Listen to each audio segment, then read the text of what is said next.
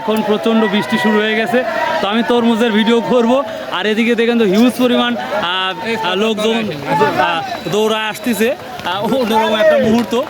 আসলে তরমুজের ভিডিওটা আমি পুরো আমার ফাঁকা হয়ে যাবে 2 মিনিটের মধ্যে, 1 মিনিটের মধ্যে, কারণ হিউজ পরিমাণ বৃষ্টি আসছে।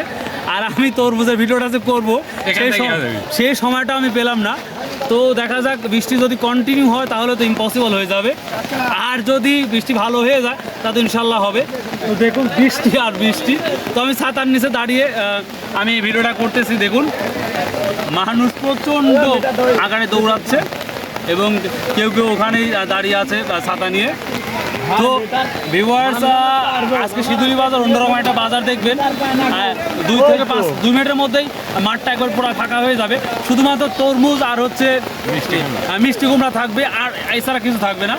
এই তো দেখুন 2 থেকে 3 মিনিটের মধ্যে সব কিছু ফাঁকা হয়ে গেল, অবিশ্বাস্য একটি ব্যাপার। এদিকে সিএনজিগুলো যাচ্ছে, আসলে আমিও চলে যাই। দেখুন অলরেডি ফাঁকা হয়ে গেছে, অলরেডি এই সিএনজিগুলোও যাচ্ছে,